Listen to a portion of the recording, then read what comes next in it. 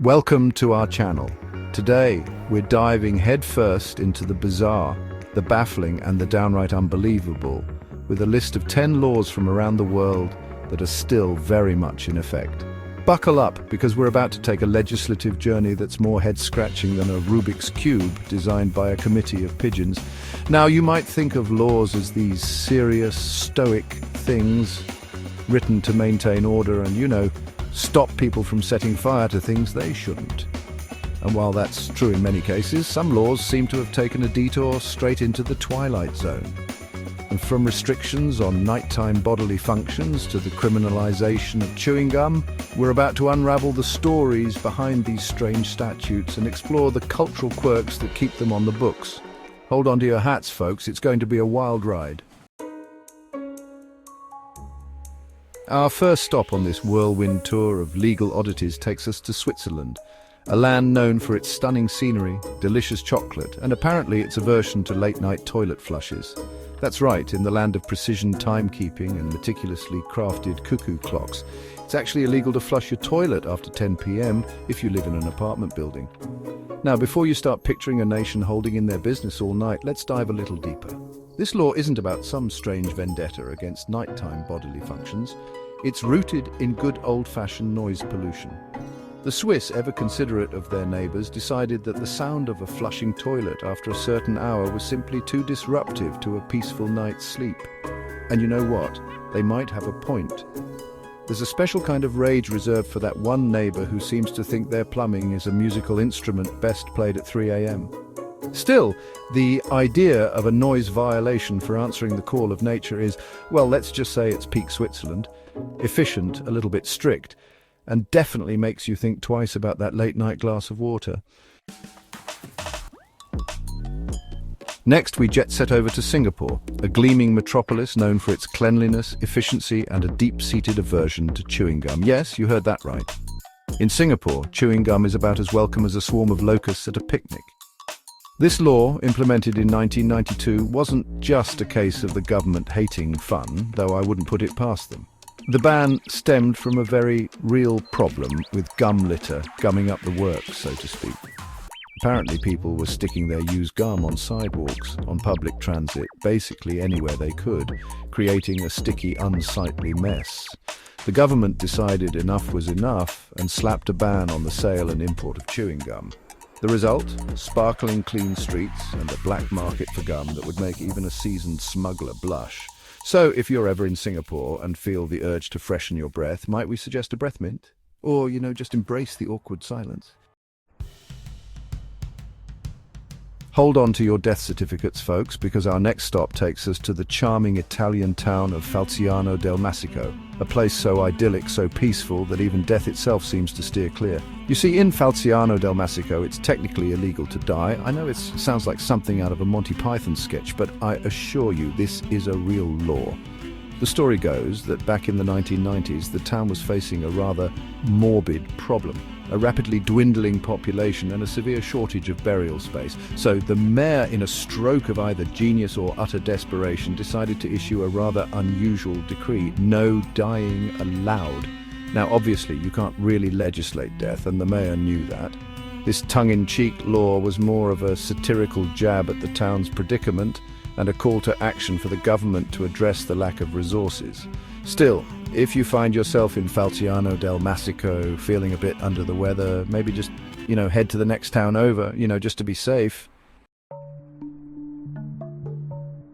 Our next stop takes us to France, the land of love, baguettes, and a surprising law regarding pigs and emperors.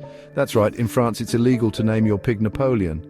I know what you're thinking. Who on earth looks at their adorable little piglet and thinks, you know what, you look like a Napoleon?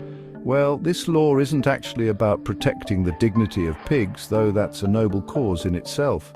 It dates back to the 19th century and is rooted in the legacy of one very famous Napoleon Bonaparte. Seems the French government, still smarting from Napoleon's tumultuous reign, weren't too keen on people associating their beloved pork products with the former emperor, so they passed a law making it illegal to insult the memory of Napoleon Bonaparte by giving his name to a pig. It's a law that's more historical footnote than actively enforced rule these days, but it serves as a fascinating reminder that in France, some things are still considered sacrosanct: wine, cheese, and the name of their most famous or infamous emperor. Next, we hop over to the land down under, where the wildlife is deadly, the accents are charming, and the fashion choices, well, they can be a bit legally complicated. Specifically, we're talking about the curious case of Victoria, Australia, where it's technically illegal to wear hot pink pants after midday on Sundays. Now, before you start picturing a SWAT team tackling people for daring to wear a particularly vibrant shade of pink, let's unpack this one a bit. This law, like many on our list, is a relic of the past, a dusty old statute from the 1930s that never quite got taken off the books. No one seems to know for sure what prompted this particular piece of legislation. Some theories suggest it was aimed at curbing public indecency. Apparently, hot pink pants were considered quite scandalous back then, while others speculate it was connected to a local dye shortage. Whatever the reason, this law is a prime example of how sometimes the most baffling rules are the ones that nobody remembers why they exist in the first place. Still, if you happen to be in Victoria on a Sunday afternoon, maybe just, save the hot pink pants for another day. Now let's pop over to the UK, a land known for its tea, its crumpets, and its apparently very specific laws regarding fish, specifically salmon. You see, in the UK, it's illegal to handle a salmon in suspicious circumstances. I know it sounds like the setup to a terrible joke, but this is a real law, and it's as strangely specific as it sounds. This law, part of the Salmon Act of 1986, isn't about protecting salmon from awkward handshakes or side-eye glances. It's aimed at cracking down on illegal salmon fishing and poaching. The suspicious circumstances bit is intentionally vague, giving law enforcement some leeway when it comes to apprehending those who might be up to no good with our finned friends. So if you're ever in the UK and find yourself face to face with a salmon, maybe just, admire it from a distance. Unless you want to end up on the wrong side of the law, explaining to a very serious looking bobby why you were caught red-handed, or should I say salmon-handed. Our next stop takes us to Japan, the land of the rising sun. Incredible technology and apparently government-regulated waistlines. That's right. In Japan, there's a law that essentially makes it illegal to be overweight. Now, before you start picturing weight police patrolling the streets with measuring tapes, let's clarify. The law, known as the Metabo Law, isn't about publicly shaming people for their weight.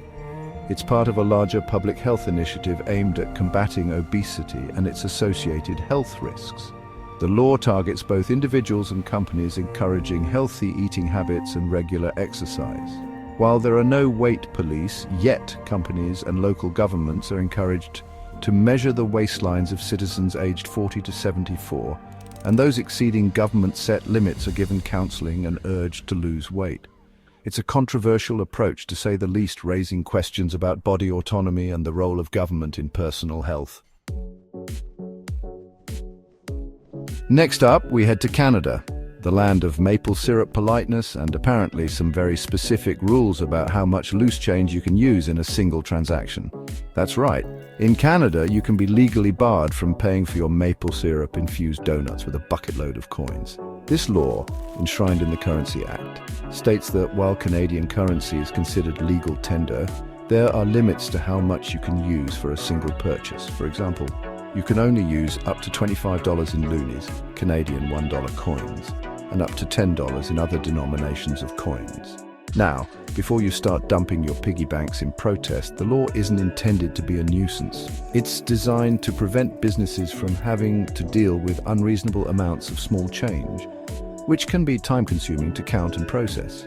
So, while it might be tempting to pay for your poutine entirely in nickels, maybe just, save that move for when you're feeling extra Canadian.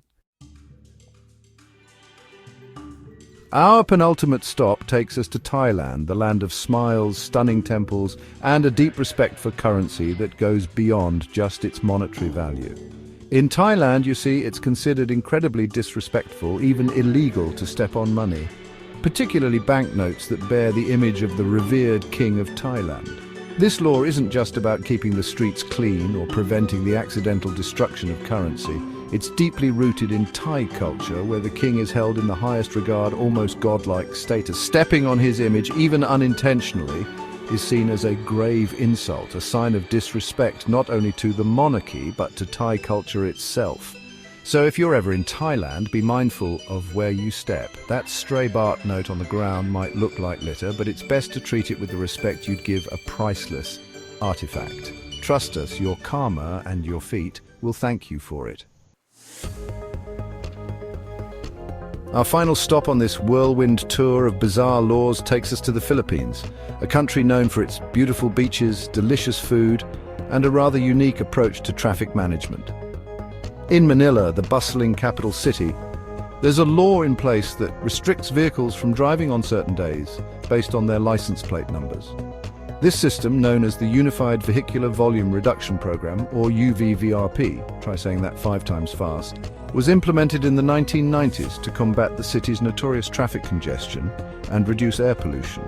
The rules are fairly simple. Vehicles with license plates ending in certain numbers are prohibited from driving within specific zones during peak hours on designated days. For example, if your plate ends in a 1 or a 2, you might be banned from driving in certain areas on Mondays and Wednesdays. While the system has its critics, some argue it only encourages people to buy more cars. It's a testament to the Philippines' efforts to find creative solutions to urban challenges. Well, folks, there you have it. 10 bizarre laws from around the world that prove that truth is often stranger than fiction.